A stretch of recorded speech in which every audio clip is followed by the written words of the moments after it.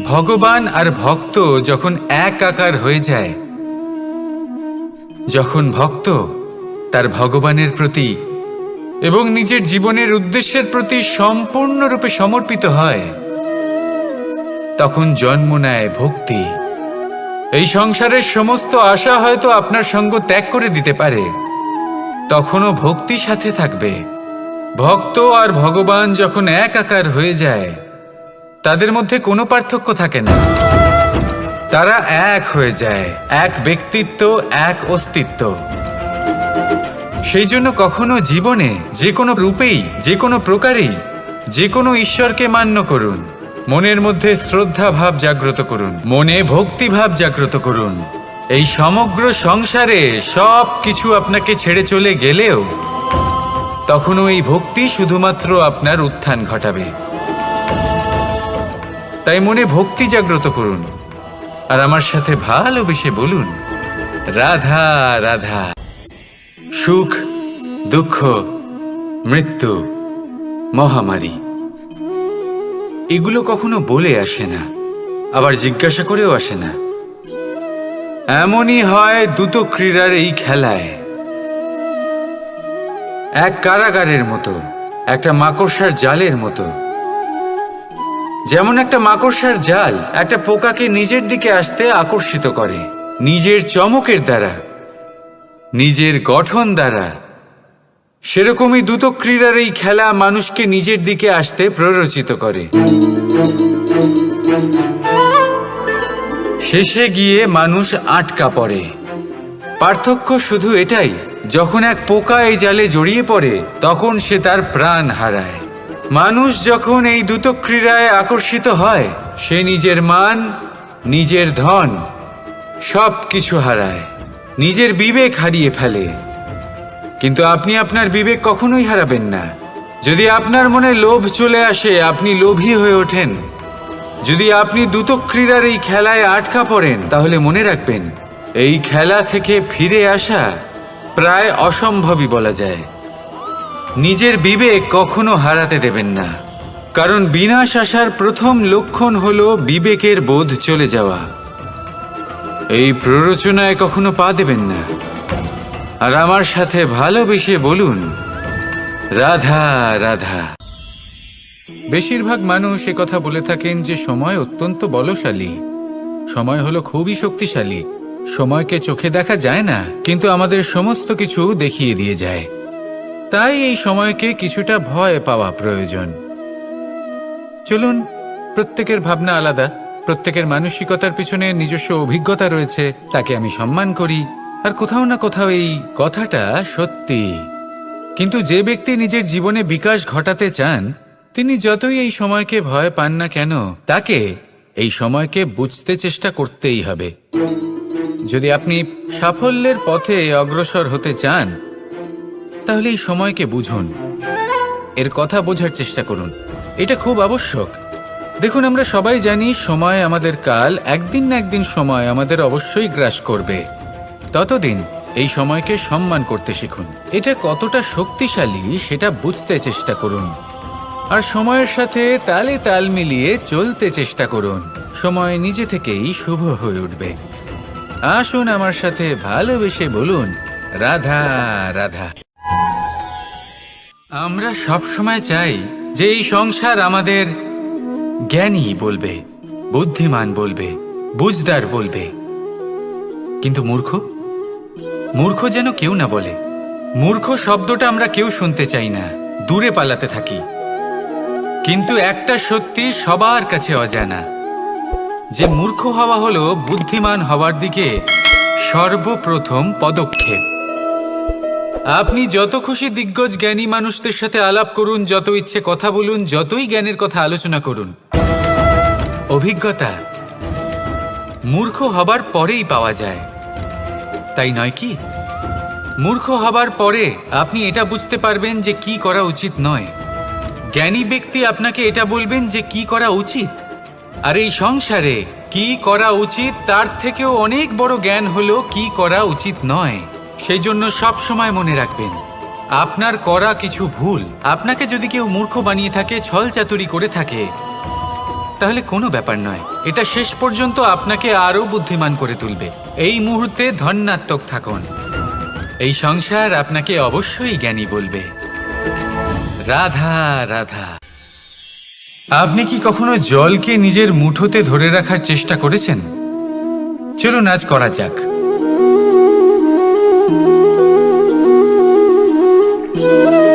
যদি আপনি নিজের মুঠো জোরে বন্ধ করেন, জল ধরে রাখতে পারবেন না। যদি আপনি তাকে এমনি বইতে দেন, তাহলে ও নিজের পথ নিজেই করে নেবে আর আপনার হাতেও থেকে যাবে। আমাদের জীবনও হলো কিছুটা এরকম, জলের মতো। নিজের পথ নিজেই করে নেয় এই জীবন। প্রত্যেক সমস্যার সমাধান নিজেই করে নেয় এই জীবন। তাই জীবনে যখন কোনো পরিস্থিতি আমাদের প্রতিকূল হয়ে থাকে, কিছুই হয়তো আমরা বুঝতে পারছি না, কিছুই যখন বসে থাকে না, তখন আমরা হতাশ হয়ে পড়ি, নিরাশ হয়ে পড়ি। আর এটাই করা উচিত নয়। শান্ত মনে দেখতে হবে যে এই জীবনে আসলে কি ঘটে চলেছে। কষ্ট সবাই ভোগ করেন। কষ্ট পেলে কেউ রেগে যান, রেগে গিয়ে পরাক্রম দেখান। এটাই তো করা উচিত নয়। শান্ত মনে সেটাই করতে হবে যা জীবন আমাদের শেখাতে চাইছে। জীবন আমাদের সব শিখিয়ে দেবে, শুধু মনে রাখবেন কখন প্রয়াস করতে হবে আর কখন আমাদের প্রতীক্ষা করতে হবে, সেটা আগে আপনাকে বুঝতে হবে। তাহলে আসুন আমার সাথে ভালোবেসে বলুন, রাধা রাধা। অনেক ব্যক্তির মনে একটা প্রশ্ন জাগে আমাকে আর রাধাকে নিয়ে। বলেন যে, না আমি আর রাধা একসাথে থাকি, না আমাদের বিয়ে হয়েছে। আমি এখানে দ্বারকাতে, ও ওখানে বর্ষণাতে, তাও এত ভালোবাসা কি করে? এ কেমন সম্পর্ক? আমি তাদের একটা সহজ কথা বলতে চাই। আপনি কখনো আয়নার দিকে দেখেছেন? নিজের দুই চোখের দিকে তাকিয়ে জিজ্ঞাসা করুন, এই দুই চোখ একসাথে কেন বন্ধ হয়? একসাথে কেন খোলে? একসাথে কেন ঘুমোয়? একসাথে কেন কাঁদে? আজীবন কোনো এক মানুষের সাথে সম্পর্ক রাখা অবশ্যই সম্ভব, তাদের সাথে দেখা না করে। আমার আর রাধার ভালোবাসাও কিছুটা এরকমই, আর কিছুটা এরকমই হয় ভালোবাসা দুই নয়নের মতো, যারা কখনোই মিলিত হবে না, কিন্তু চিরকালের জন্য একসাথে জুড়ে থাকবে। এই অনুভূতি নিঃস্বার্থ হয়, আর এই নিঃস্বার্থ ভালোবাসা আপনাকে আনন্দের পথে অগ্রসর করে। জীবনে সবসময় নিঃস্বার্থভাবে ভালোবাসুন, শুধুমাত্র আনন্দই পাবেন। তাহলে আসুন আমার সাথে নিঃস্বার্থভাবে ভালোবেসে বলুন, রাধা রাধা। মানুষ আর ধন, এই দুইয়ের মধ্যে সম্পর্ক খুব ঘনিষ্ঠ। ধন হলো সেই শক্তি যার ব্যবহার মানুষ করে থাকে সাংসারিক বস্তু ক্রয় করার জন্য, নিজের জীবন যাপন করার জন্য। আর মানুষ হলো সেই শক্তি যারা ধনকে গুরুত্বপূর্ণ করে তোলেন। এবার একটা কথা বলি, ব্যবহার করা উচিত ধনকে আর ভালোবাসা উচিত মানুষকে। এটা বেশিরভাগ মানুষই বোঝেন না। মানুষ এখানেই সব থেকে বড় ভুল করে বসেন। তারা ভালোবাসেন ধনকে আর ব্যবহার করেন মানুষকে। এ হলো অনুচিত। দেখুন, আপনি একটা সূচের দ্বারা যুদ্ধ করতে পারবেন না, আর কোনো তলোয়ার দ্বারা বস্ত্র সেলাই করতে পারবেন না, তাই না?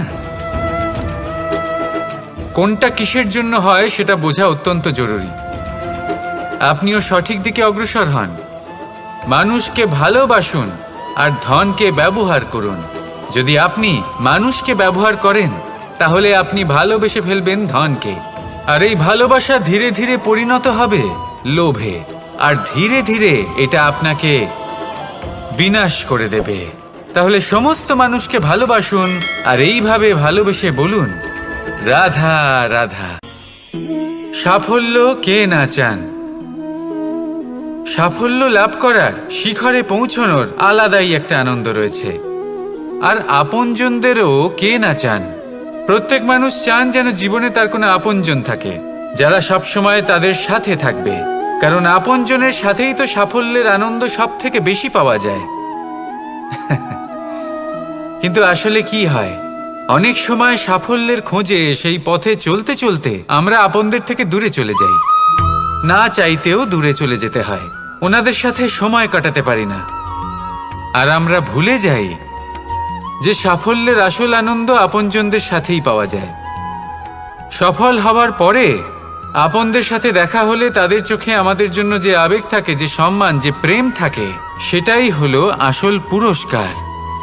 আমরা সেই কথা ভুলে যাই এবং একা হয়ে পড়ি। বেশিরভাগ সময় এটাই হয়। বেশিরভাগ সময় সফল মানুষগুলি একা হয়ে যান। এবার আপনি কি চান? আপনি অসফল হয়ে দিনগুলি একাকিত্বে কাটাতে চান, নাকি সফল হয়ে আপনজনদের সাথে আনন্দে থাকতে চান? সেই সিদ্ধান্ত আপনার। সাফল্যের পেছনে ছুটুন, নিজেকে উজাড় করে দিন, কিন্তু আপনজনদের সঙ্গ ত্যাগ করবেন না। সেই আপনজন যারা আপনার সাফল্যের জন্য দায়ী, সেই আপনজন যিনি আপনার সাফল্যে আনন্দ পান, সুখ লাভ করেন, তাদের কখনো ত্যাগ করবেন না। আসুন আমার সাথে ভালোবেসে বলুন, রাধা রাধা। আপনি কি কখনো একজন মালিকে একটা বাগানের যত্ন নিতে দেখেছেন? যদি কখনো একটা গাছে উই ধরে যায়, মালি তখন শুধু সেই গাছের নয়, সমস্ত বাগানের চিকিৎসা করায়। আপনারা হয়তো বলবেন, এ কেমন মূর্খতা! যখন উই একটা গাছে লেগেছে, সমস্ত বাগানের চিকিৎসা কেন করাতে হবে? এ তো অযথা পরিশ্রম করা। কিন্তু মালি খুব ভালো করে জানে যে উই হয়তো একটা গাছে লেগেছে, কিন্তু তা সমস্ত বাগানকে নাশ করে দিতে পারে।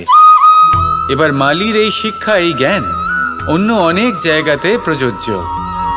এই সংসারে আমরা শুধুমাত্র নিজের পরিবারের কথাই চিন্তা করি, তাদের যত্ন নিই, চেষ্টা করি যেন তারা ভালো থাকেন, সুখে থাকেন। আর সেই সময় এই সমাজের কিছু বিরোধী মনোভাব এই সমাজকে গ্রাস করে ফেলে, এই সমাজকে নষ্ট করে ফেলে, কিন্তু আমাদের নজর শুধু আমাদের পরিবারে থাকে। সেই জন্য যখন কথা ওঠে রাষ্ট্রের, দেশের, তখন তার জন্য সিদ্ধান্ত নিতে হবে, তখন তার জন্য ত্যাগ করতে হবে। আর মনে রাখবেন, যে সমস্যায় আসুক তার সমাধান পূর্ণরূপে বাঞ্ছনীয়। এই সংসারে প্রত্যেক ব্যক্তি যদি নিজের পরিবারেরও খেয়াল রাখেন এবং সমাজেরও খেয়াল রাখেন এবং সঠিকভাবে এই দেশেরও খেয়াল রাখেন, তবেই এই দেশ সম্পন্ন হতে পারবে। তাহলে আপনিও সেই প্রয়াস করুন আর আমার সাথে ভালোবেসে বলুন, রাধা রাধা। ভগবান আর ভুল, এই দুই একই অক্ষর দিয়ে শুরু হয়। শুধু তাই নয়, এদের দুজনের রাশিও সমান। এবারে আপনারা বলবেন যে ভগবান, ভুল, এদের মধ্যে কিভাবে মিল থাকতে পারে? অনেক বড় মিল আছে। না শুধু এ এক অক্ষর দিয়ে শুরু হয়, বরং এদের বিজয় মন্ত্রটাও এক। ভগবানকে মানুন, তাকে বিশ্বাস করুন, তাকে স্বীকার করুন। এটা করলে মনের দৃষ্টি থেকে ভগবানকে দেখা যায় আর উনি আপনাকে সমৃদ্ধ করে তোলেন। ভুলের সাথেও এটাই ঘটে। নিজের ভুল স্বয়ং মেনে নিলে, স্বীকার করে নিলে, সব কিছুই স্পষ্টভাবে দেখতে পাবেন। যেদিন থেকে আপনি নিজের ভুল মেনে নিতে শিখবেন, সেদিন থেকে সেই ভুল শোধরানোর প্রক্রিয়াও শুরু হয়ে যাবে। আপনি বুঝে যাবেন নিজের ভুল কিভাবে শোধরাতে হয়। তাই মনে রাখবেন, নিজেকে শ্রেষ্ঠ করে তোলার জন্য নিজের ভুল স্বীকার করা অত্যন্ত প্রয়োজনীয়। এই জীবনে শান্তি আনার জন্য ঈশ্বরকে মেনে নেওয়াও অত্যন্ত প্রয়োজনীয়। সবসময় নিজের গুণ এবং নিজের দোষ মনে রাখবেন। আজীবন সুখী থাকবেন। রাধা রাধা। বিজয়, বিজয় লাভের জন্য মানুষ কি না করে থাকে, যে কোনো সম্ভাব্য প্রচেষ্টা করে, কিন্তু নিজের বিজয় লাভের জন্য বাজিতে যা ইচ্ছে তাই রেখে দেওয়া কি উচিত কাজ? কখনোই নয়। নিজের হারানো সম্মান, নিজের হারানো সম্পত্তি, নিজের হারানো অধিকার ফিরে পাওয়ার শুধু একটাই পথ রয়েছে, আর তা হলো পুরুষার্থ, দ্যুতক্রিয়া নয়। যে মানুষ নিজেই হেরে গেছে, নিজেই নিজের জয়লাভ করার জন্য অন্য কাউকে কিভাবে বাজিতে রাখতে পারে? এ হলো সম্পূর্ণরূপে অনুচিত। অনেক সময় অনেক ধন লাভ করার জন্য, অনেক সম্পত্তি লাভ করার জন্য আমরা নিজের আসল ধন, আমাদের আপনজন, তাদেরকে হারিয়ে ফেলতেও প্রস্তুত হয়ে যাই।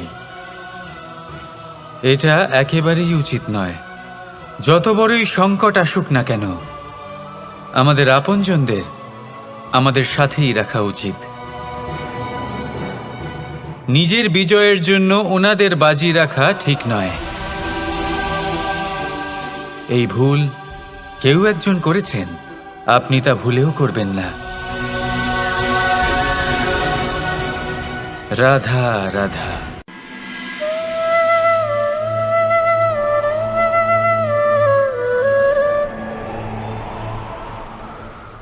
কথায় বলা হয়, জীবনে ভালোবাসাই হলো সুখের মূল। এটা সত্য। এবার প্রশ্ন হলো এটাই যে এই ভালোবাসা কার সাথে করা উচিত? যদি আপনি কিছুক্ষণের জন্য সুখ পেতে চান, তাহলে ভালোবাসুন নিজের রুচি মতো। যদি আপনি কিছুদিনের জন্য সুখ পেতে চান, ভালোবাসুন নিজের বন্ধুদের। যদি আপনি কয়েক মাসের জন্য, কয়েক বছর বা অনেক বছরের জন্য সুখী হতে চান, তাহলে ভালোবাসুন নিজের পরিবারকে, মাতা পিতা, নিজের সন্তান, স্বামী স্ত্রী, নিজের আত্মীয়দের।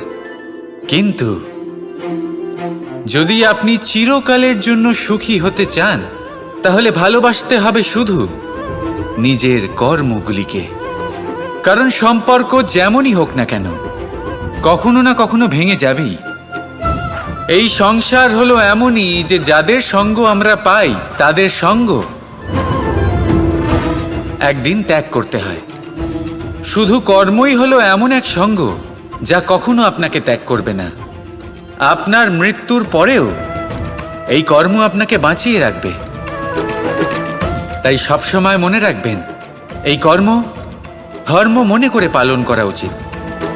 জীবনের শেষ মুহূর্ত পর্যন্ত কর্মকে ভালোবাসুন। জীবনের শেষ মুহূর্ত পর্যন্ত সুখে থাকবেন।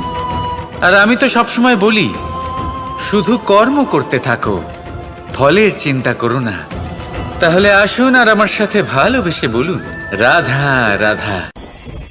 যদি সন্তান কোনো দুষ্কর্ম করে, তাহলে সেই অপরাধ শুধু কি সেই সন্তানের? না, যদি সন্তান দুষ্কর্ম করে, তাহলে অপরাধী তার মাতা পিতাও, যারা পুত্রমোহর কারণে সেই অনুচিত কাজে তাকে বাধা দেননি। অপরাধী হলেন তার পিতামহ, যিনি নিজের কর্তব্যবোধের কারণে নিজের পরিবারের যত্ন নেননি, যিনি সন্তানকে কখনো শাস্তি দেননি। অপরাধী হলেন তার সেই গুরুও, যিনি নিজের শিষ্যের সেই দুষ্কর্ম দেখেও তাকে প্রতিহতও করতে পারেননি। একজন হবু রাজার কর্তব্য হলো নিজের প্রজার কাছে সে যেন এক উদাহরণ প্রস্তুত করতে পারে। কিন্তু যদি এত অনুচিত উদাহরণ প্রস্তুত হয়ে থাকে, তাহলে মা বাবার, বাড়ির বয়োজ্যেষ্ঠদের কর্তব্য হলো ওনারা যেন সেটা সেখানেই থামান, হয় ভালোবেসে, নয়তো শাস্তি দিয়ে। যদি না থামানো হয়, তাহলে মহাভারত অবশ্যম্ভাবী। ভোজন। এবার ভোজন সংগ্রহ করার জন্য মানুষ কি না করেন, সবসময় চেষ্টা করতে থাকেন। ফসল উৎপাদনের জন্য অনেক পরিশ্রম করতে থাকেন, কিন্তু অনেক সময় অনেক পরিশ্রম করার পরেও ফসল ভালো উৎপাদন হয় না। এর কারণ কি? কারণ হলো এটাই যে আপনি পরিশ্রম হয়তো অনেক করেছেন, কিন্তু আপনার নজর তো সেই বীজের দিকে ছিলই না যা আপনি রোপণ করেছেন। সেই জন্য সবসময় কোনো বীজ রোপণ করার আগে তাকে পরখ করে দেখুন। তা অত্যন্ত আবশ্যক। আর সেইভাবেই যখনই কোনো কর্মের প্রশ্ন আসে, তাহলে সেখানে শুধুমাত্র পরিশ্রম যথেষ্ট নয়। সেই কাজের প্রতি আপনার কর্তব্য কি, আপনার উদ্দেশ্য কি, সেটা জানা হলো অত্যন্ত গুরুত্বপূর্ণ। তাই কর্ম করুন, কিন্তু সেই কর্মের প্রতি আপনার যা উদ্দেশ্য তার মাহাত্ম্য বুঝতে চেষ্টা করুন। তাহলে আসুন আমার সাথে ভালোবেসে বলুন, রাধা রাধা। নারী জন্মসূত্রে কারোর কন্যা, ধর্মসূত্রে কারোর পত্নী, আর কর্মসূত্রে কারোর মা। আমাদের মনে এই ছবি আঁকা রয়েছে একজন নারীকে নিয়ে, তাই না? একটা অতুলনীয় ভূমিকা রয়েছে নারীদের আমাদের জীবনে, আর নারী ছাড়া আমরা কিছুই নই। কিন্তু অধিকার, সেখানে আমরা একটা ভুল করে বসি। যখন নারী একজন কন্যা থাকে, যখন সে জন্ম নেয়, তখন তার ওপর অধিকার থাকে তার পিতার। আর তারপর যখন বিয়ে হয়ে যায়, তখন তার অস্তিত্বের ওপর অধিকার থাকে তার স্বামীর। আর যখন তিনি মা হন, তখন নিজেই তিনি জীবনের সমস্ত অধিকার দিয়ে দেন তার সন্তানকে। কিন্তু আমরা কি কখনো এটা ভেবেছি এই জীবন হলো তার নিজের? যে নারী সবার কল্যাণ করছেন, তার জীবনের অধিকারও তার কাছেই থাকা উচিত, তাই না? তার নিজের জীবনের সিদ্ধান্ত সে নিজেই নিতে পারেন, নিজেই নিজের ভাগ্যের রচয়িতা হতে পারেন। আর এর জন্য আমাদের নিজেদের পাল্টাতে হবে, দৃষ্টিভঙ্গি পাল্টাতে হবে। কারণ এই ধারণা সেটা আজ বা কালকের ব্যাপার নয়, এটা ঘটে চলেছে বহু বছর ধরে আর চলতেই থাকবে যদি আমরা এটা না বদলাই। আর এটা তখনই সম্ভব হবে যখন আমরা নিজেদের মধ্যে পরিবর্তন আনব। তাই আজকের পর থেকে, এই মুহূর্ত থেকে, কোনো নারীর ওপর অকারণ অধিকার স্থাপনের আগে সহস্রবার ভেবে দেখবেন। কারণ যখন নারী নিজের অধিকার কেড়ে নিতে বাধ্য হবেন, তখন শুধু এবং শুধুমাত্র বিনাশই ঘটবে। রাধা রাধা। বাজ পাখিকে পক্ষীরাজ বলা হয়। বাজের আয়ু হলো মোটামুটি 70 বছর। এবার 40 বছর হতে হতেই ওদের পালক লম্বা এবং ভঙ্গুর হয়ে যেতে থাকে, ঠোঁট বেঁকে যায়, ডানা ভারী হয়ে যায়, অর্থাৎ আগের মতো উড়তে পারে না, সেই শক্তি থাকে না। এবার সেই বাজ কি করবে? বাজ সব থেকে কঠিন নির্বাচন করে, নির্বাচন নিজের পুনর্স্থাপনার। সর্বপ্রথম একটা বিশাল পর্বতে যায়, একান্তে নিজের এক বাসস্থান তৈরি করে, আর তারপরে পাথরের সাথে নিজের ঠোঁট বারবার আঘাত করতে করতে সেই ঠোঁট ভেঙে ফেলে। তারপরে সে অপেক্ষা করে সেই ঠোঁট পুনর্নির্মাণ হওয়ার। তারপর সেটাই করে নিজের পালকের সাথে। তারপরে নিজের ডানা থেকে এক এক করে ভারী পালকগুলো ছিঁড়ে ফেলে দেয়। আর তারপর 150 দিনের এই যন্ত্রণা সহ্য করার পরে ও ফিরে পায় নিজের ওড়বার অনন্য ক্ষমতা, সেই শক্তি। আর তারপরে ও জীবনের পরবর্তী 30 বছর বাঁচে। কি বুঝলেন আপনি? যদি ইচ্ছে শক্তি থাকে, তাহলে একজন দুর্বলও শক্তিশালী হতে পারে। আপনিও এটাই করুন, নিজের অতীতের যন্ত্রণার বোঝাগুলিকে ত্যাগ করুন, আর কল্পনার খোলা আকাশে উন্মুক্ত হয়ে উড়ে বেড়ান। নিজের পুনর্স্থাপনা করুন, তবেই সর্বশ্রেষ্ঠ হতে পারবেন। আর মনে রাখবেন, এই ছোট ছোট পদক্ষেপই বড় বড় শিখরে পৌঁছে দিতে পারে। তাহলে আসুন আর আমার সাথে ভালোবেসে বলুন, রাধা রাধা। বল, শক্তি, পরাক্রম এই সংসারের বিকাশের মূল। কিন্তু কখনো ভেবেছেন যে প্রকৃতি আমাদের এই বল, শক্তি, পরাক্রম কেন দিয়েছেন? যাতে আমরা জীবনে কারোর উদ্ধার করতে পারি, কাউকে সাহায্য করতে পারি, কারোর জন্য ভালো কিছু করতে পারি, কোনো গরিব অসহায় মানুষের জন্য কিছু করতে পারি। এই বল, এই শক্তির সদ্ব্যবহার করতে পারি। কখনো দেখেছেন এমন মানুষ যার কাছে অসীম শক্তি আছে, কিন্তু তার সাথেই অসম্ভব অহংকারও রয়েছে? যিনি নিজেকে সর্বশ্রেষ্ঠ বলে মনে করেন, খারাপ কাজও করেন। আপনি দেখবেন প্রকৃতি এবং মানুষ তাকে ভাঙতে সর্বদা চেষ্টা করেন। মনে রাখবেন, যতই সুবিশাল পর্বত হোক না কেন, তা যদি পথে পড়ে তাকে ভেঙে পথ প্রশস্ত করা হয়। যদি আপনার কাছে বল থাকে, শক্তি থাকে, পরাক্রম থাকে, তাহলে তার সদ্ব্যবহার করুন। কাউকে সাহায্য করুন, কাউকে রক্ষা করুন। যদি আপনি আপনার শক্তির দুর্ব্যবহার করেন, তাহলে মনে রাখবেন আপনি নিজের বিনাশ নিজেই আমন্ত্রণ করছেন। এবার বল অর্জন করার পরে, শক্তি অর্জন করার পরে আপনি নিজেকে বিনাশ করতে চান নাকি এই সংসারের উদ্ধার করতে চান, সিদ্ধান্ত আপনার। রাধা রাধা। শব্দই হলো শূন্য, শব্দই হলো আরম্ভ, শব্দই হলো অন্ত, শব্দই হলো অমর, শব্দই হলো ব্রহ্ম। এই শব্দ হলো অত্যন্ত বিশেষ। কেউ কাঁদলে তাকে হাসিয়ে তোলে, কেউ হাসলে তাকে কাঁদিয়ে দেয়। কারোর মনে উদ্দীপনা জাগিয়ে তুলতে পারে, আবার কারোর মনে কাঁটা হয়ে বিঁধে থাকতে পারে। একটা অত্যন্ত গুরুত্বপূর্ণ কথা, যা বোঝা অত্যন্ত আবশ্যক। আপনার মন, আপনার হৃদয় যতই শুদ্ধ হোক না কেন, যতই পবিত্র হোক না কেন, আপনার দৃষ্টিভঙ্গি যতই স্পষ্ট হোক না কেন, যদি আপনার কথা পবিত্র না হয়, যদি আপনার শব্দ শুদ্ধ না হয়, তাহলে তা আপনাকে আপনার কর্মফল ভোগ করতে বাধ্য করবেই। একটা সহজ উদাহরণ দিই। আপনার জীবনে এমন কেউ অবশ্যই থাকবেন যাকে আপনি পছন্দ করেন না, যিনি হয়তো অধর্মী মানুষ, যিনি হয়তো দুর্বুদ্ধি সম্পন্ন মানুষ, কিন্তু তার জন্য অপশব্দ প্রয়োগ করলে তার মধ্যে কোনো পরিবর্তন আসবে না, তার মানসিকতা বদলাবে না, শুধু মনে প্রতিশোধ স্পৃহা জেগে উঠবে, মনে হিংসা জাগবে, আর কিচ্ছু নয়। সেই জন্য নিজের শব্দকে নিয়ন্ত্রণ করুন, নিজের কথা সংযত করুন। শ্রেষ্ঠ থেকে শ্রেষ্ঠতর মানুষকেও সাবধানী হতে হয়, কারণ যদি এই শব্দের প্রয়োগ সঠিক না হয়, তাহলে আজীবন মানুষকে নির্বাক হয়ে থাকতে হতে পারে।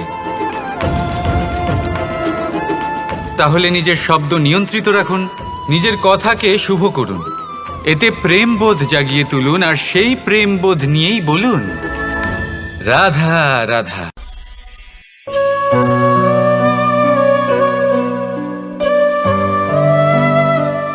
নারী, পুরুষরা যাকে নাম দিয়েছেন ত্রিয়া, কেন দিয়েছেন, কে দিয়েছেন, কেউ তা জানে না। কথায় আছে, পুরুষরা ভাবেন যে ত্রিয়া, ভাবেন একরকম, বলেন অন্য কিছু, আর করেন অন্য কিছুই। কিন্তু সত্যিটা কি এটাই? আসল সত্যি হলো এটাই যে ত্রিয়া হলো সেই চরিত্রহীন পুরুষ, আর কেউ নয়। সেই পুরুষ যারা নারীকে বলেন যে আপনি হলেন মা, আপনি হলেন দেবী, আপনি হলেন বোন, আর ভাবেন কি? ভাবেন যে এই নারী হলো আমাদের পায়ের ধুলো, আর কিচ্ছু নয়। আর কি করেন? ওনাদের মাথায়, ওনাদের খোপায় মালা পরিয়ে দিয়ে ভাবেন যে ওনারা হলেন তাদের পায়ের ধুলোর সমান। একজন নারীর সম্মান ভঙ্গ করেন, তাদের দাসী মনে করেন। ভুলবেন না, যত্র নারীয়াস্ত পূজ্যন্তে রমন্তে তত্র দেবতা। অর্থাৎ যেখানে নারীকে পুজো করা হয়, সেখানেই ঈশ্বর বাস করেন, আর যেখানে নারীকে অপমান করা হয়, সেখানে ঈশ্বর এবং ভাগ্য এই দুই রুষ্ট হয়। মনে রাখবেন, যদি নারী কল্যাণকারী হতে পারেন, তাহলে নারী মহাচণ্ডী রূপও ধারণ করতে পারেন। যদি একজন নারী মাতা হয়ে জন্মদান করতে পারেন, তাহলে নারী মৃত্যু হয়ে বিনাশও করতে পারেন। যেখানে নারী অপমানিত হবেন, সেখানে মহান ভারতও মহাভারতের পথে অগ্রসর হতে পারে। তাই মনে রাখবেন, নারীর অপমান যেন কখনোই না ঘটে। আর যদি কোথাও নারীর অপমান হয়, তার অর্থ হলো আপনার বিনাশ আপনার দিকেই আসছে, আর এটা হলো তার প্রথম পদক্ষেপের প্রথম পদধ্বনি। রাধা রাধা। বরদান এবং অভিশাপ। এই দুই হলো একই মুদ্রার দুটি পিঠ। এই বরদান আমরা অনেক কারণে পেতে পারি। কখনো নিজের পরিশ্রমের কারণে, কখনো নিজের তপস্যার কারণে, কখনো আমাদের পূর্বপুরুষদের কর্ম ও তপস্যার কারণে।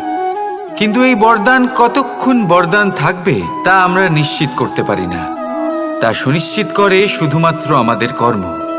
যদি আপনাকে উদাহরণ দিই, আপনি রেশমের কীট দেখেছেন? ও বরদান পেয়েছে যে ও নিজের সুরক্ষার জন্য খোলস বানাতে পারে। এবারও তাতে এত মত্ত হয়ে যায় যে এমন এক আবরণ বানিয়ে ফেলে যাতে সে নিজেই আবদ্ধ হয়ে চাপা পড়ে মরে যায়। এটার তাৎপর্য কি? তাৎপর্য খুবই সরল। গর্ব করা খুবই ভালো, কিন্তু অহংকার করা কখনোই উচিত নয়। যদি অহংকার মনের মধ্যে প্রবেশ করে তাহলে এই বরদান অভিশাপে পরিণত হতে সময় লাগে না। আর যদি কর্মশ্রেষ্ঠ হয় তাহলে অভিশাপ ও বরদানে পরিণত হয়। তাহলে আসুন শ্রেষ্ঠ কর্ম করুন আর আমার সাথে ভালোবেসে বলুন, রাধা রাধা।